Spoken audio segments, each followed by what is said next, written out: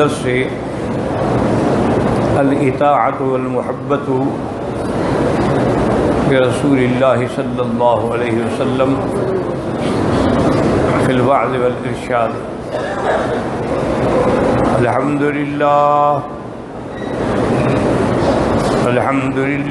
وکفی والصلاة والسلام علی خاتم الانبیاء والصلاة والسلام علی خاتم الانبیاء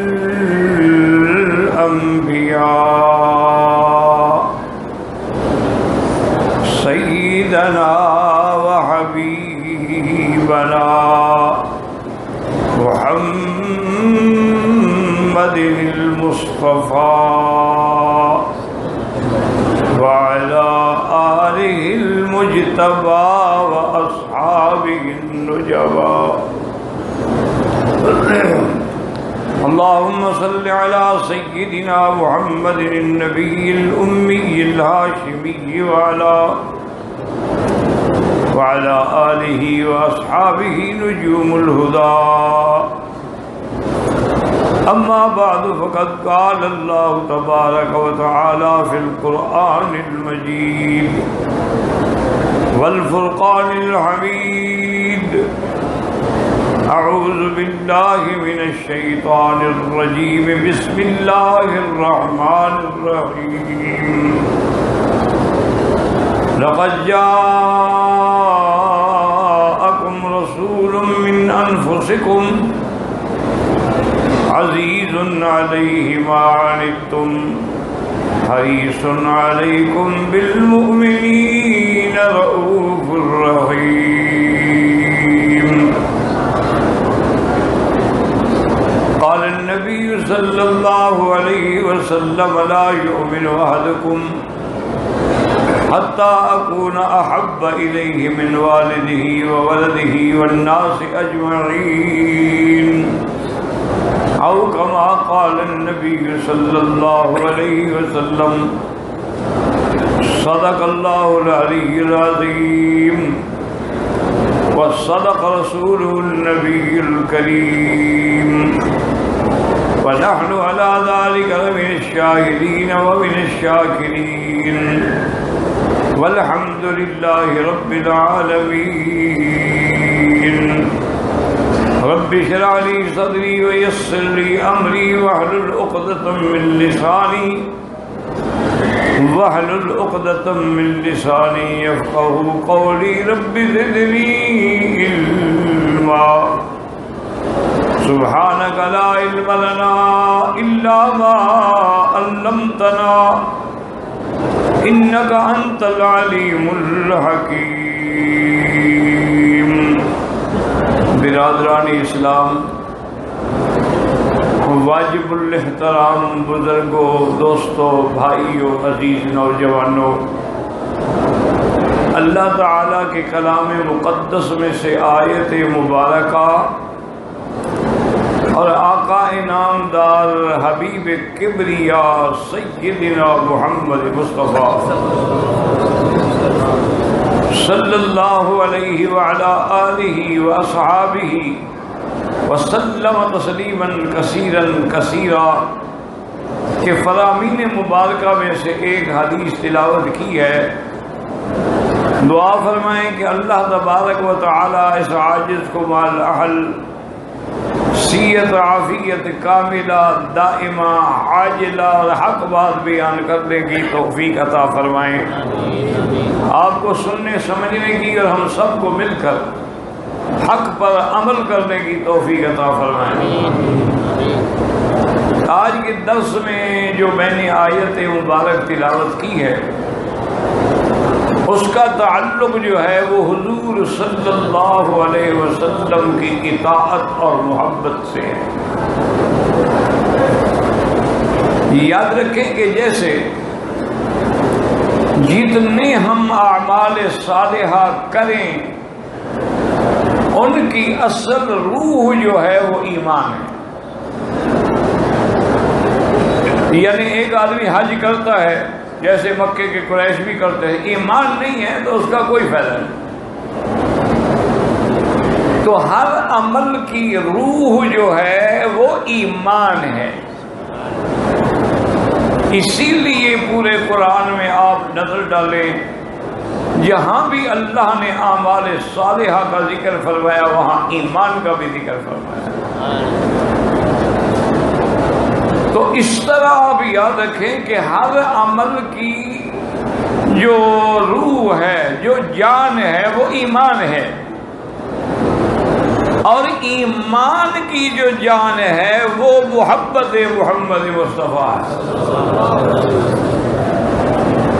جیسے ایمان کے بغیر کوئی عمل قبول نہیں ہوتا، اسی طرح حضور کی محبت کے بغیر ایمان ہی مکمل نہیں ہوتا. اور اللہ نے سارے قرآن مقدس میں حضور صلی اللہ علیہ وسلم کی عظمت، آپ کی شان اور آپ کی رفعت کا متعدد طریقے سے اور اسلوب سے بیان فرمایا. اور یہیں پر ایک بات یاد رکھیں کہ حضور صلی اللہ علیہ وسلم کی شان اور عظمت کا یہ عالم ہے کہ اگر بات کریں، اللہ نے حکم دیا تو بالکل احتیاط کریں کہ آپ کی آواز جو ہے وہ حضور صلی اللہ علیہ وسلم کی آواز سے اونچی نہ ہو جائے. فرمایا یا ایھا الذین آمنوا لا ترفعوا اصواتکم فوق صوت النبی ولا تجهروا له بالقول كجهر بعضكم لبعض ان تهبط اعمالكم وانتم لا تشعرون. اللہ نے فرمایا ایمان والو، اپنی آوازوں کو حضور صلی اللہ علیہ وسلم کی آواز سے بھی نیچے رکھیں، آواز بلند نہ ہو جائے. اگر آپ کی آواز بلند ہو گئی، پتہ ہے سزا کیا ہے؟ ان تحبط اعمالکم، تمہارے حج، تمہاری نیکیاں، عبادتیں سب برباد ہو جائیں گے. وانتم لا تشعرون، اور تمہیں پتہ بھی نہیں چلے گا. اسی لیے بعض علماء یہ فرماتے ہیں کہ لا ترفعوا اصواتکم کا معنی یہ ہے کہ حضور کے فرمان کی نافرمانی نہ کریں. لیکن اصل بات یہ ہے کہ نافرمانی تو مومن کر نہیں سکتا، تو خطاب ہی ایمان والوں کو ہے، یعنی بولنے میں بھی احتیاط کریں کہ آواز اونچی نہ ہو جائے. اور اس کا سبب نزول بھی یہی بتاتا ہے کہ کچھ قبیلے کے لوگ آئے، حضور اپنے گھر میں تشریف لے گئے تھے. وہ جنگل کے رہنے والے بدو قسم کے لوگ تھے. دروازے پہ کھڑے ہو گئے اور کہتے اخرج الینا یا محمد، اخرج الینا، حضور باہر آئیں. او شور کر رہے ہیں. اللہ تبارک و تعالیٰ نے قرآن نازل فرمایا ان الذین ینادونک من وراء الحجرات اکثرهم لا یعقلون. اللہ نے فرمایا جو لوگ آپ کے حجرے کے باہر کھڑے ہو کے پکار رہے ہیں یہ عقل والے نہیں ہیں. اگر ان کو عقل ہوتا وَلَوْ أَنَّهُمْ صَبَرُوا حَتَّى تَخْرُجَ إِلَيْهِمْ لَكَانَ خَيْرًا لَهُمْ، اگر ان کو عقل ہوتا تو یہ انتظار کرتے اور یہ صبر کرتے، اور آپ جب باہر تشریف لاتے اور ان کی طرف توجہ کرتے تو پھر بات کہتے. اللہ کو اس طرح کا پکارنا جو ہے وہ پسند نہیں آتا. اور ساتھ ساتھ اپنے عقیدوں کی بھی اصلاح کرتے چلے جائیں کہ حضور زندہ ہیں، موجود ہیں، اپنے حجرے میں ہیں. ان کو باہر کھڑے ہو کے پکارنا اللہ کو پسند ہے یا نہ پسند ہے؟ ہاں جی بھائی، اللہ کو یہ بات پسند ہے. اللہ نے منع فرمایا، اجازت دے دی. اگر زندگی میں حجرے کے باہر کھڑے ہو کے آپ کو بلانا منع ہے تو اپنے ملک میں میلاد میں بلانا جائز ہے؟ اللہ کے قرآن کو سمجھو نا، آخر منشا کیا ہے؟ تو اب مسئلہ یہ ہوا کہ آواز بھی اسی وجہ سے ایک صحابی ہیں حضور صلی اللہ علیہ وسلم کے، حضرت ثابت ابن قیس ہیں، حضور کو نظر نہ آئے، آپ نے فرمایا کہ میرے صحابی کا پتہ کرو وہ کیوں جماعت میں نہیں آ رہا ہے۔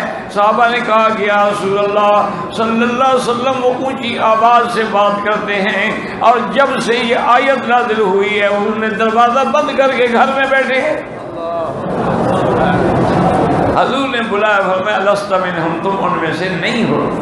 ایک آدمی کی آواز ہی قدرتی بلند ہے وہ ذرا، تو آپ کا منشا تو یہ نہیں ہوتا ہے۔ اور اسی طرح سیدنا عمر رضی اللہ تعالی عنہ مسجد نبوی میں ہیں، اس لیے محدثین، فقہاء، علماء سب کا اتفاق ہے جیسے حضور کے سامنے زندگی میں آواز اونچی کرنی منع تھی، آج روضہ مبارک میں بھی آواز اونچی کرنا منع ہے۔ صلی اللہ علیہ وسلم۔ وجہ اس کی کیا ہے؟ وجہ یہ ہے کہ انبیاء حیات ہیں اپنے قبروں میں، اسی لیے سیدنا امیر المومنین عمر رضی اللہ تعالیٰ عنہ کھڑے ہیں، اور کچھ لوگ مسجد نبوی میں تھوڑا آگے کھڑے ہو کے زور زور سے باتیں کر رہے ہیں۔ آپ نے غلام کو حکم دیا کہ ان کو لے آؤ، جب ان کو لے آیا تو فرمایا من این انتما، کہاں کے رہنے والے ہو؟ انہوں نے کہا من اہل الطائف، ہم طائف سے آتے ہیں۔ آپ نے فرمایا واللہ لو کنتما من اہل المدینہ لاوجعتکما، اگر تم مدینے کے رہنے والے ہوتے تو میں درے مار مار کے تمہاری پیٹھ ننگی کر دیتا۔ تمہیں لحاظ نہیں ہے کہ تم حضور کے روضے میں کھڑے ہو اور آواز اونچی کر رہے ہو؟ اسی لیے علماء نے لکھا ہے، یعنی یقین فرمائیں کہ جن علماء کو اور جن لوگوں کو آپ وہابی اور نجدی اور پتہ نہیں کیا کیا کہتے ہیں، انہوں نے لکھا ہے کہ جب صلاۃ و سلام پڑھنے کے لیے جاؤ تو اتنا خاشعا متواضعا متذللا، اتنی عاجزی سے چلو کہ تمہارے پاؤں کی آواز نہ پیدا ہو۔ اور حضور صلی اللہ علیہ وسلم کے سامنے کھڑے ہو کر نہ زور سے آواز بلند کرو اور نہ بالکل پست آواز کرو، درمیانی آواز میں صلاۃ السلام پڑھیں اور اس کے بعد چلے جائیں۔ تو اللہ نے یہ قرآن میں نازل فرما دیا ہے کہ یہ بھی حضور صلی اللہ علیہ وسلم کے آداب میں ہے۔ اور اسی طرح اللہ نے فرمایا، ایک دفعہ حضور صلی اللہ علیہ وسلم نے ایک صحابی کو بلایا تو ذرا آنے میں دیر ہو گئی، تو حضور نے پوچھا کہ کیوں دیر ہو گئی؟ اس نے کہا اصل میں نماز پڑھ رہا تھا، میں نے آپ کی آواز سنی ہے لیکن میں نماز پڑھ رہا تھا۔ آپ نے کہا تم نے قرآن نہیں پڑھا کہ استجیبوا للہ واذا دعاکم، کہ جب اللہ کا نبی پکارے تو چلے آؤ، چھوڑ دو نماز، سلام پھیر لو۔ لیکن یہ تو نہیں ہو سکتا کہ اللہ کا پیغمبر پکارے اور تم دیر کرو۔ اسی طرح یہ شان محمد مصطفیٰ ہے صلی اللہ علیہ وسلم کہ اللہ تبارک و تعالی نے اپنے مدنی کی شان، ایک دفعہ حضور صلی اللہ علیہ وسلم کے پاس حضرت عمر رضی اللہ آپ کے پاس ایک فیصلہ آیا، جھگڑا آیا یہودی اور مسلمان کے درمیان میں۔ بہرحال بڑا واقعہ ہے لمبا، حضور نے یہودی کے حق میں فیصلہ کر دیا جو کہ حق اس کا تھا۔ یاد رکھیں کہ اگر کوئی مقدمہ ہے یا اگر کوئی جھگڑا ہے اور اس میں فیصلہ ہے، وہاں اسلام یہ نہیں کہتے کہ کافر ہے یہ ہندو، جو حق ہے وہ کرو۔ انسان تو ہے نا کوئی بھی ہو۔ جب فیصلہ ہو گیا تو اس یہودی کو بڑی تکلیف ہوئی، انہوں نے کہا میں نے تو سوچا تھا کہ حضور صلی اللہ علیہ وسلم میری دل جوئی کرے۔ ہاں مسلمان کو بڑی تکلیف ہوئی کہ حضور نے تو یہودی کے حق میں فیصلہ کر دیا، اصل میں وہ اندر سے منافق تھا۔ اس نے کہا یہودی سے کہ ایسا کرتے ہیں کہ معلوم یہ ہوتا ہے کہ حضور نے پورا کیس جو ہے وہ سمجھا ہی نہیں، توجہ نہیں فرمائی، تو ہم حضرت عمر کے پاس جاتے ہیں، انہوں نے کہا جہاں مرضی آئے جاؤ، چونکہ اس کو پتہ تھا میں حق پہ ہوں۔ حضرت عمر کے پاس آئے اور آ کے بتلایا اس مسلمان منافق نے کہ ہم حضور کے پاس گئے، انہوں نے ان کے حق میں فیصلہ کر دیا ہے، ہم آپ کے پاس آئے ہیں کہ آپ بات سن کے فیصلہ۔ اب میں ٹھہر والا رسل کما، حضرت عمر گھر گئے، تلوار رہے، ماری تلوار اس منافق کی گردن اڑا، اور پورے مدینے میں شور مچ گیا کہ حضرت عمر نے مسلمان کو مار دیا۔ چونکہ بظاہر تو مسلمان تھا نا، منافق تھا، ظاہراً تو نماز بھی پڑھتا تھا، کلمہ بھی پڑھتا تھا۔ حضور صلی اللہ علیہ وسلم نے حضرت عمر کو بلایا۔ حضرت عمر رضی اللہ تعالی عنہ کو بلایا اور پوچھا کہ یہ کیا کیا ہے عمر، تم نے ایک مسلمان کو قتل کر دیا ہے؟ تو حضرت عمر نے عرض کیا کہ یا رسول اللہ، جو بندہ آپ کے فیصلے پر اعتراض کرے، انکار کرے، عمر کے پاس تلوار کے سوا کوئی علاج نہیں، باقی میری گردن حاضر ہے، آپ جو بھی حکم فرمائیں، لیکن عمر نہیں برداشت کر سکتا۔ حضور سوچ رہے ہیں کہ اب کیا فیصلہ، کہ بھئی قتل تو اس نے کیا ہے۔ ابھی آپ اسی سوچ میں ہیں کہ اللہ نے جبریل بھیجا کہ میرے مدنی کے پاس جا کے وحی لے جائیں کہ فَلَا وَرَبِّكَ لَا يُؤْمِنُونَ حَتَّى يُحَكِّمُوكَ فِي مَا شَجَرَ بَيْنَهُمْ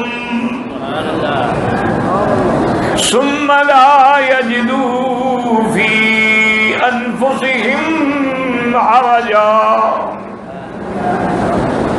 ثم لا يجدوا في أنفسهم حرجا مما قضيت ويسلموا تسليما۔ اللہ نے قرآن نازل کیا کہ میرا مدنی، مجھے تیرے رب کی قسم ہے، تیرا رب، یہ دیکھیں نا مقام نبوت کہ اللہ فرمایا رب فلا وربک، حالانکہ اللہ تو سب کے رب ہے، لیکن یہاں حضور کے لیے خطاب ہے کہ فلا وربک لا یؤمنون، وہ ہرگز ایمان والے نہیں ہو سکتے۔ اس کے بعد صیغہ بھی استقبال کے لیے استعمال کیا کہ نہ اب مسلمان ہیں اور نہ آئندہ ایسے لوگ مسلمان ہو سکتے ہیں، حتیٰ یحکموک فیما شجر بینہم، جب تک کہ آپ کو وہ حکم نہ مانے ان کے درمیان میں جو جھگڑا ہے، اور پھر جو آپ فیصلہ کر فرما دیں، اس کے فیصلے کے بعد ان کے دل میں کسی قسم کی کوئی کرکری بھی پیدا نہ ہو اور گردن جھکا دیں، وسلموا تسلیما، اب جو کہیں بس سر تسلیم خم ہے جو مزاج یار میں ہے۔ حضور صلی اللہ علیہ وسلم کی عظمت شان کو اللہ نے اس طرح قرآن میں بیان فرمایا۔ جب حضور یعنی ہجرت کے لیے جا رہے تھے نا جی، تو آپ رابغ کے قریب پہنچے تو وہاں وہ اصل راستہ جو تھا نا مکے سے آنے والا، حضور تو اندر سے پہاڑوں سے چھپ کے جا رہے تھے نا، وہاں اصل راستہ بھی آ گیا۔ حضور فبکا رسول اللہ، حضور رونے لگ گئے۔ حضرت صدیق نے پوچھا ما یبکیک یا رسول اللہ، حضور کیوں رو رہے ہیں؟ فرمایا یہ راستے کو دیکھ کے مجھے کعبہ یاد آ گیا۔ مسلمانوں، خدا کے لیے آپ نے کتنے آنسو بہائے ہیں کعبے میں آ کر، آپ نے کتنی دعاؤں میں اللہ کے سامنے آنسو بہائے ہیں، اور یاد رکھو اگر آنسو نہیں نکلے تو معلوم ہوتا ہے دلوں پہ زنگ لگ چکا ہے۔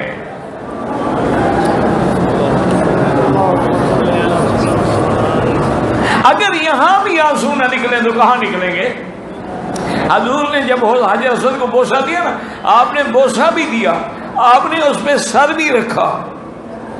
جیسے سجدہ کرتے ہیں، پھر سر اٹھا لیا، پھر آپ نے دائیں رخسار رکھا، پھر اٹھا لیا، پھر بائیں رخسار رکھا، پھر اٹھا لیا، پھر آپ نے سر مبارک رکھا، پھر بوسہ لیا، اور جب پیچھے ہٹے تو داڑھی مبارک آنسوؤں سے تر ہو گئی تھی، اور پیچھے دیکھا تو حضرت عمر کھڑے ہیں۔ آپ نے فرمایا یا عمر ہاں ہونا تسکب الدموع، یہی تو جگہ ہے جہاں آنسو بہائے جاتے ہیں۔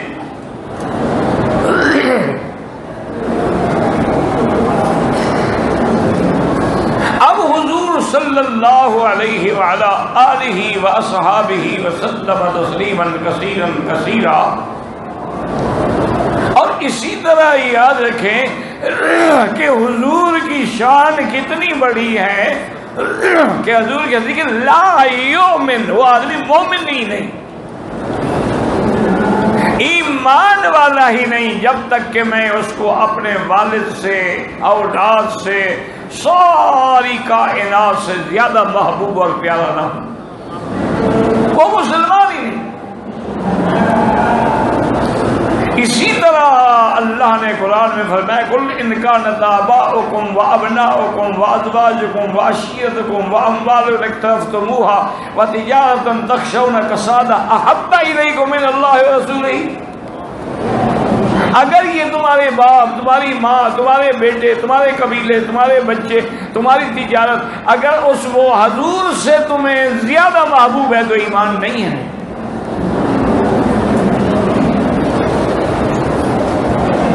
اسی لیے حضور صلی اللہ علیہ وسلم کے ایک صحابی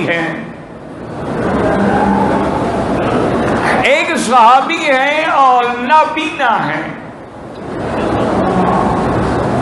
انہوں نے حضور کی محبت میں، حضور کے عشق میں آ کر اپنی بیوی کو باقاعدہ تلوار سینے پہ رکھ کے اور ٹکڑے ٹکڑے کر دیا، اور حضور کی خدمت میں آئے۔ آپ نے کہا یہ کیا کیا تم نے؟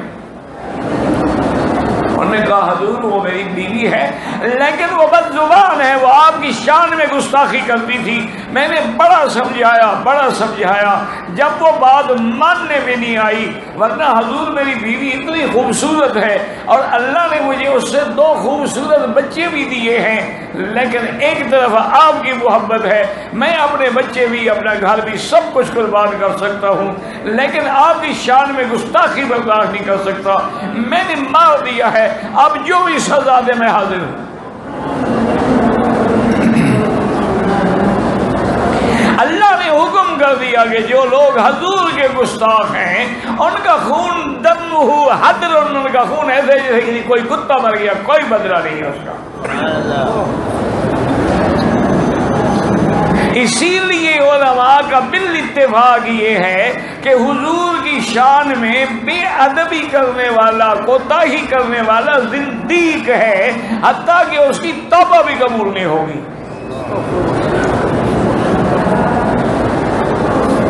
اور علماء نے اتنا بھی لکھا ہے، یاد رکھیں کہ اگر کوئی آدمی حضور پاک کے شہر کی کھجور کو حقارت کے ساتھ، تنقیص کے ساتھ کھجری کہہ دے تو اس کا ایمان نکل جاتا۔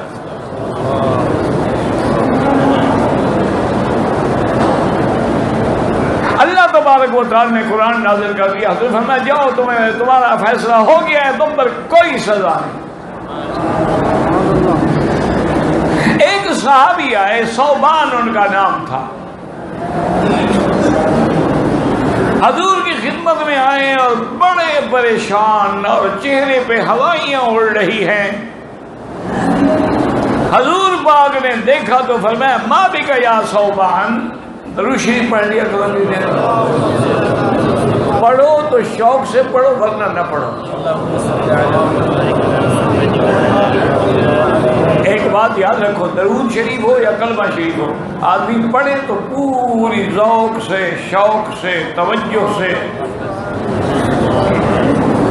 اور اگر ذوق شوق نہیں، رسمن پڑھ رہا ہے تو پھر نہ پڑھے۔ یہ نہ سمجھو کہ جی ہم تو درود پڑھ رہے ہیں، درود ہی جب تک اخلاص سے نہیں پڑھو گے تو اللہ کہاں قبول فرمائیں گے۔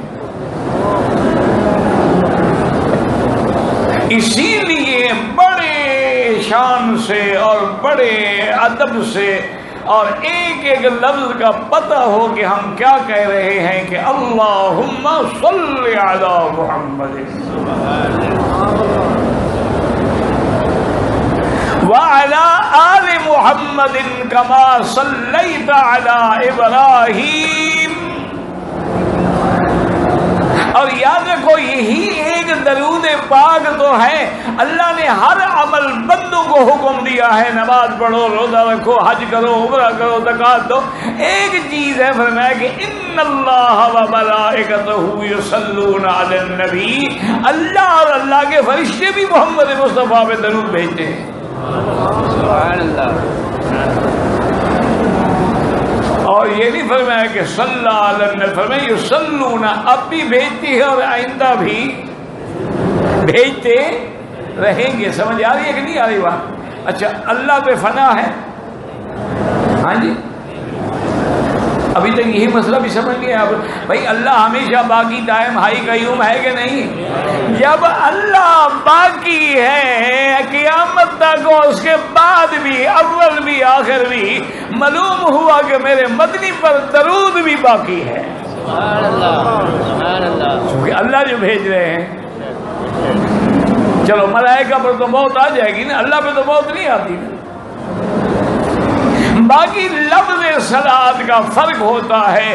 اللہ کی طرف ہو تو مانا رحمت بھیجتے ہیں، اور فرشتوں کی طرف ہو تو مانا کہ وہ صلات و سلام بھیجتے ہیں. گویا کہ، اور انسان جب بھیجتے ہیں گویا کہ ایک دعا ہے. وہ صوبان صحابی آئے تو بڑے پریشان ہوئے. میں ماں بھی کہا صوبان کیا بات ہے کہ تم پریشان ہو؟ بھائی حضرات آپ کھڑے نہ رہیں، ادھر آ جائیں، جہاں جگہ ملے. اچھی بات ہے، تاکہ آپ کے پیچھے جو بیچارہ آئے گا وہ تو نہیں سن سکتا نا، آپ تو دیوار بن گئے. ادھر آ جائیں یا تھوڑا تھوڑا آگے ہو جائیں تو ایک دوسرے کو جگہ دے دیں. کچھ درود شریف پڑھیں گے تو سارے مسئلے حل ہو جائیں گے. آپ نے دیکھا نہیں ہے مکے والے، کوئی لڑائی ہو، جھگڑا ہو، سب سے پہلے یہ کہ صلی علی النبی، حضور پہ درود بھیجو. کیونکہ درود پڑھنے سے مشکلات حل ہو جائیں گی نا، اللہ کی رحمت نازل ہوگی. جو ایک دفعہ درود پڑھے گا اللہ 10 دفعہ اس پہ رحمت بھیجیں گے، تو جھگڑا تو خود بخود حل ہو جائے گا. تو اس نے کہا کہ یا رسول اللہ صلی اللہ علیہ وسلم، مجھے آپ سے اتنی محبت ہے، اگر میں آپ کو نہ دیکھوں نا تو مجھے چین نہیں آتا. اور میں گھر سے نکل پڑتا ہوں، مسجد میں آتا ہوں، آ کے آپ کو ملتا ہوں، آپ کی زیارت کرتا ہوں. آج میرے دماغ میں خیال آ گیا کہ قیامت میں اللہ کی رحمت سے ہم بھی جنت میں ہوں گے، لیکن کہاں آپ کا درجہ اور کہاں ہم. تو پھر اگر جنت میں آپ کی زیارت نہ ہو پھر ہمارے لیے جنت کا تو کوئی فائدہ نہیں. حضور صلی اللہ علیہ وسلم نے فرمایا کہ تمہیں یہ پتہ نہیں ہے کہ المرء مع من احب، اللہ ہر مرد کو اس کے ساتھ ملائیں گے جس سے وہ محبت کرتا ہے. یہ راوی حدیث ہے نا حضرت انس، جب وہ یہ حدیث بیان فرماتے تھے جوش میں آ جاتے کہ انا احب محمد و ابا بکر و عمر. فرماتے تھے کہ لوگوں سن لو، میں حضور سے محبت کرتا ہوں، ابو بکر عمر سے محبت کرتا ہوں، تاکہ اللہ قیامت میں مجھے ان کے اکٹھے کرے. اسی طرح ایک صحابی حضور کی خدمت میں آئے صلی اللہ علیہ وسلم اور کہا کہ متی الساعہ یا رسول اللہ، قیامت کب ہوگی؟ تو آپ نے فرمایا ما اعددت لہا، قیامت کا جو پوچھنے آئے ہو تم نے اس کی تیاری کے لیے کیا تیاری کی ہے؟ اور نے کہا یا رسول اللہ ما اعددت بکثرت صلاۃ و صیام و زکات، میرے پاس نہ تو بہت ساری نمازیں ہیں، نہ بہت سارے خیرات ہیں، نہ صدقات ہے، بس وہ فرائض تو میں پڑھتا ہوں، لیکن ایک بات ہے احب اللہ و رسولہ، میں اللہ کے رسول سے محبت کرتا ہوں. فرمایا المرء مع من احب، تمہیں ان کی محبت جو ہے قیامت میں ان کے اکٹھے کر دے. اسی طرح یاد رکھیں کہ جنگ احد کا میدان ہے،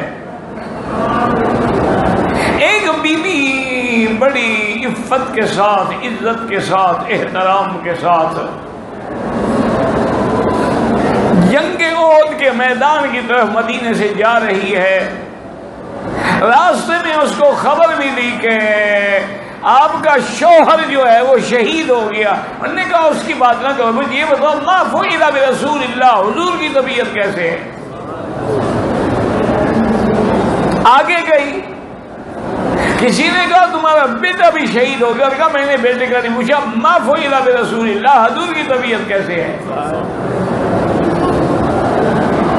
اور آگے بڑی، انہوں نے خبر دی کہ تمہارا بھائی بھی شہید ہو گیا ہے۔ انہوں نے کہا ما فعل، مجھے یہ بتاؤ حضور کی طبیعت کیسے ہے؟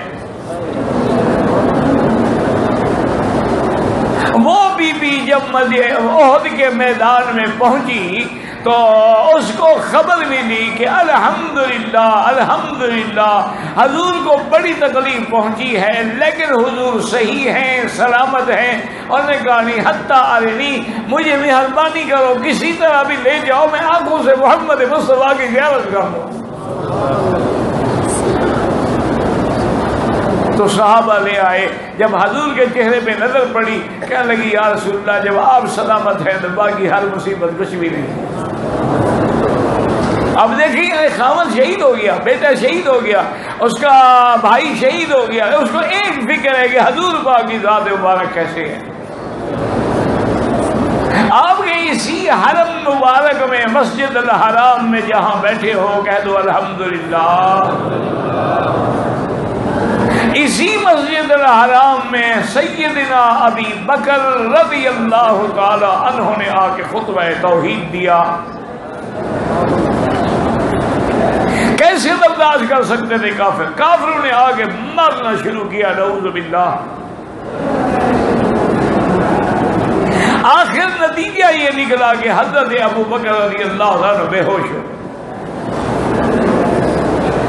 اور بے ہوش ہو کے وہیں گر گئے تو ان کی والدہ بھی اور اس کے قبیلے کے لوگ بھی آئے اور حضرت ابو بکر کو اٹھا کے گھر لے گئے، بے ہوش تھے۔ جب آنکھ کھلی اور ہوش آیا تو سب سے پہلا جو پوچھا وہ یہ تھا کہ کیف رسول اللہ صلی اللہ علیہ وسلم، حضور کی طبیعت کیسے ہے؟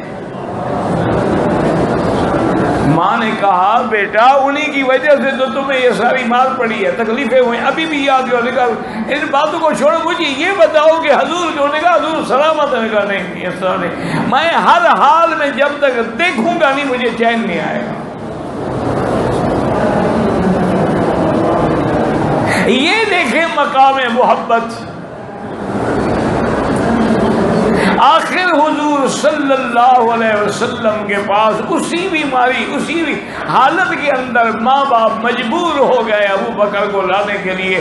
جب حضور کے چہرے پہ نظر پڑی تو کہا الحمدللہ یا رسول اللہ مجھے اپنی تکلیفوں کا کوئی خیال ہی نہیں، اصل بات یہ ہے کہ اللہ آپ کو سلامت رکھے۔ اور اسی طرح آپ دیکھیں کہ میرے مدنی رحمت دو جہاں صلی اللہ علیہ وعلا آلہ وصحابہ وسلم کہ اتنی بڑی عظمت ہے، اتنا بڑا شان ہے کہ اللہ نے قرآن میں حضور پاک کے شہر کی بھی قسم کھائی ہے اور حضور پاک کی عمر کی بھی قسم کھائی ہے۔ لا اقسم بہذا البلد وانت حل بہذا البلد، اللہ نے شہر کی قسم کھائی۔ اور اسی طرح اللہ نے حضور کی زندگی کی بھی قسم کھائی، لعمرک انہم لفی سکرتہم یعمہون۔ میرے مدنی مجھے تو آپ کی زندگی کی قسم،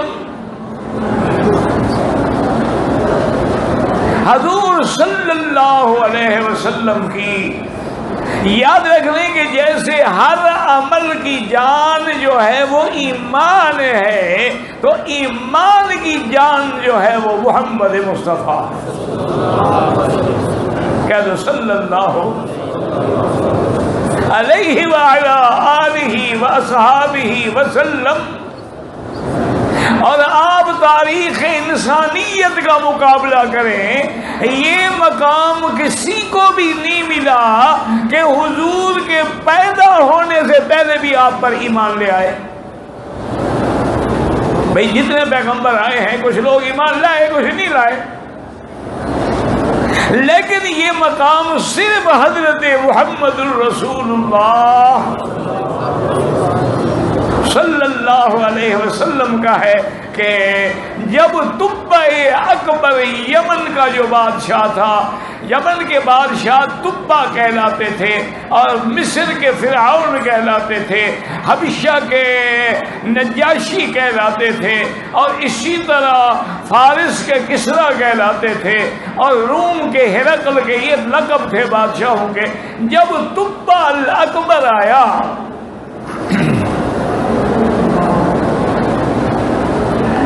اور سارے علاقے فتح کرتا ہوا آیا، مدینے والوں سے بھی جنگ ہوئی، لیکن اللہ کی شان دیکھو، دن کو لڑائی ہوتی، رات کو مدینے والے کھانا پکا کے بھیجتے۔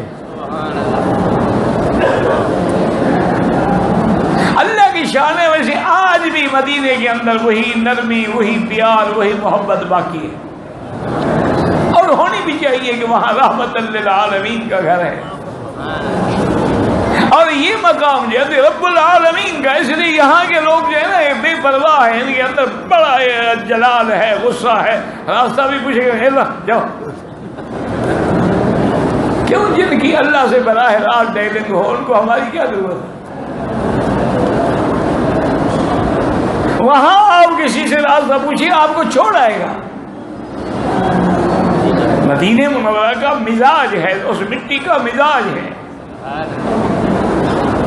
رحمت دو عالم صلی اللہ علیہ وآلہ آلہ وصحابہ وسلم، ابھی تو حضور پیدا بھی نہیں ہوئے جب تبع بادشاہ آیا، تو اس نے اپنے علماء کو بلایا کہ یہ کیسا شہر ہے؟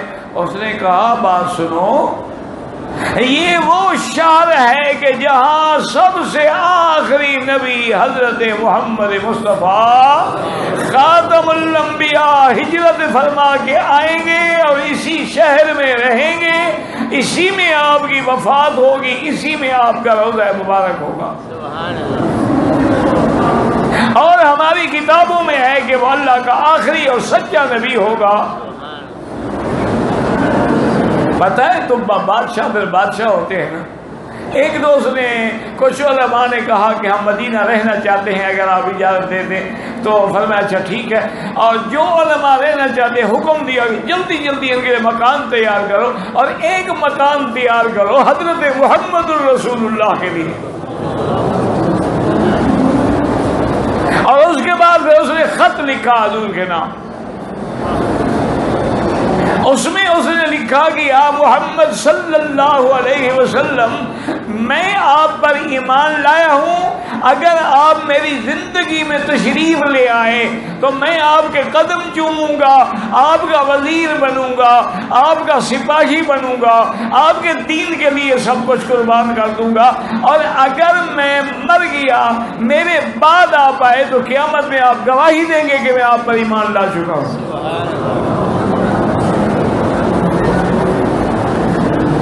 اور جناب وہ گھر بنایا، اور وہاں علماء کا گھر بھی بنایا۔ تو حضرت ابو ایوب، آپ نے پڑھا ہے نا کتاب میں کہ ابو ایوب انصاری کے گھر میں حضور ٹھہرے، اصل یہ وہی گھر ہے جو بادشاہ نے حضور کے لیے بنایا تھا، یعنی حضور اپنے گھر میں ٹھہرے۔ اور ابو ایوب کے پاس وہ بادشاہ کا خط بھی موجود تھا، ایوب انصاری نے وہ خط بھی حضور کی خدمت میں پیش کیا۔ تو یہ مقام، یہ شرف جو ہے اور کسی پیغمبر کو نہیں ملا ہے کہ ابھی آپ تشریف نہیں لے آئے اور مسلمان ہو گئے بادشاہ۔ حضور صلی اللہ علیہ وعلا آلہ وصحابہ وسلم،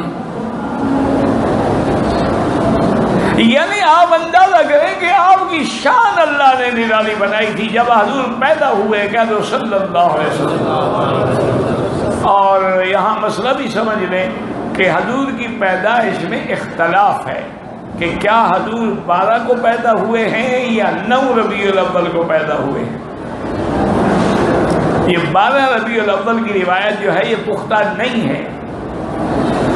اور آج کل تو پڑھے لکھے نوجوان ہمارے بیٹے جو ہیں وہ کمپیوٹر سمجھتے ہیں، اس پہ آپ نکال کے دیکھیں کہ کیا اس دن جب حضور پیدا ہوئے 12 بنتی ہے اور سوموار کا دن بنتا ہے؟ کبھی نہیں بنے گا. لیکن ہم نے 12 کا میلاد بنا رکھا ہے.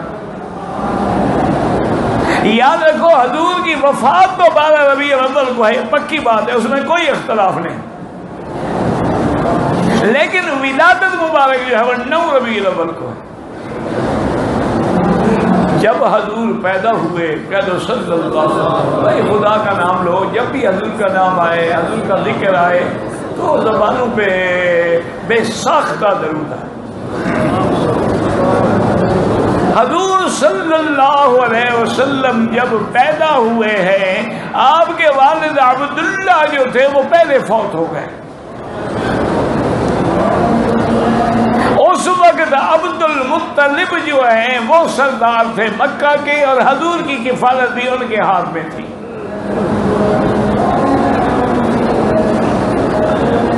عبد المطلب مکے میں کھڑے ہیں، دیکھا کہ ایک راہب تھا، وہ دین نصارہ پہ تھا، اور اپنے ایک پہاڑ کی چوٹی پہ اس کی ایک غار تھی جہاں رہتا تھا، وہ اس سے نیچے کبھی نہیں آیا تھا. لوگ جاتے، لوگ ان کے پہنچ گئے تھے، اس سے جو کچھ بھی جا کے دعائیں وغیرہ کرا، لیکن وہ نہیں آتا تھا نیچے. عبد المطلب کھڑے ہیں، انہوں نے دیکھا تو حیران رہ گئے کہ وہ تو خود نیچے آیا ہوا ہے اور ایک ایک سے پوچھ رہا ہے کہ حل ولد المولود تلک اللیلۃ، آج رات کو بچہ پیدا ہوا ہے. وہ حیران پریشان. آخر انہیں عبد المطلب کے بارے میں بتایا. عبد المطلب کے پاس آیا اور اس نے کہا کہ آج رات مکے میں کوئی بچہ پیدا. انہوں نے کہا ہاں پیدا ہوا ہے. انہوں نے کہا وہ کس کا بچہ؟ انہوں نے کہا میرا بچہ. انہوں نے کہا عبد المطلب غلط کہہ رہے ہو، اور تمہارا بچہ نہیں. عبد المطلب حیران ہو گئے. انہوں نے کہا کیوں؟ انہوں نے کہا نہیں مجھے سیدھی بات بتاؤ. انہوں نے کہا ہاں میرا بیٹا ہے عبداللہ. عبداللہ کا بیٹا ہے محمد رسول اللہ. تو انہوں نے کہا سیدھی بات کرو نا. ہماری کتابوں میں جو لکھا ہے وہ یہی ہے، محمد ابن عبداللہ،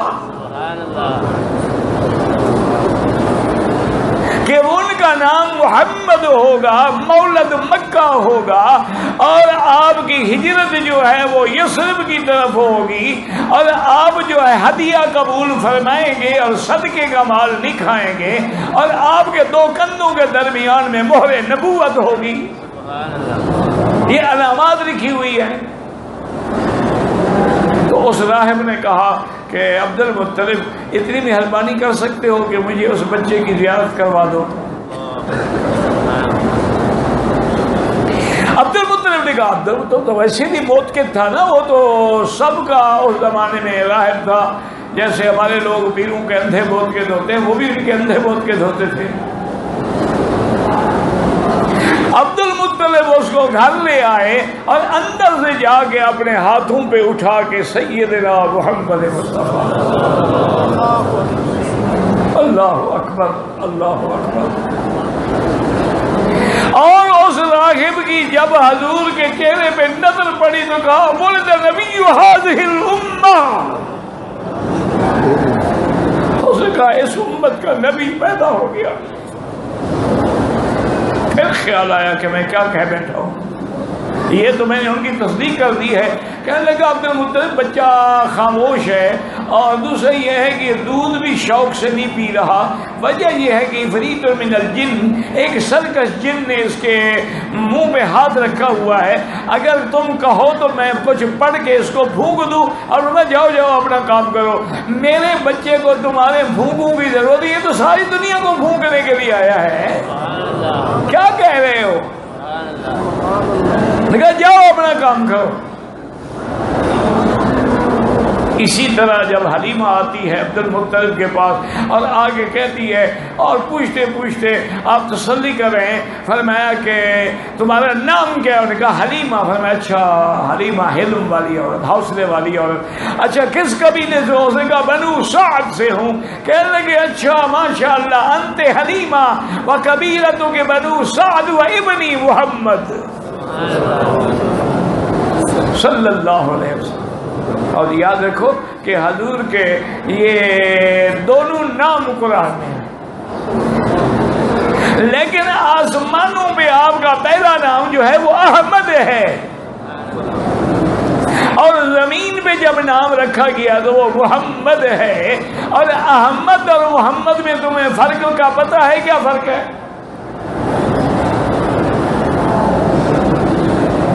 ہم نے اس میں کبھی غور ہی نہیں کیا ہے، تو ہم تو بس صرف یا رسول اللہ کے نعرے لگانا جانتے ہیں، ہمیں کیا پتا کہ احمد محمد میں کیا فرق ہے۔ یاد رکھو احمد مانا سب سے زیادہ حمد کرنے والا، وہ بھی محمد مصطفیٰ ہے، اور محمد مانا جس کی سب سے زیادہ تعریف کی گئی ہو۔ اس لیے آپ کا پہلا نام کیا ہے؟ وَمُبَشِّرًا بِرَسُولٍ يَأْتِي مِن بَعْدِ اسْمُهُ أَحْمَدُ۔ عیسیٰ علیہ السلام نے جو مبارک دی، خوشخبری دی، وہ احمد کے نام سے تھی، اور جب حضور یہاں پیدا ہوئے تو اللہ فرمایا محمد الرسول اللہ۔ اور اسی طرح قرآن میں ما کان محمد ابا احد من رجالکم، اور اسی طرح قرآن میں وما محمد الا رسول۔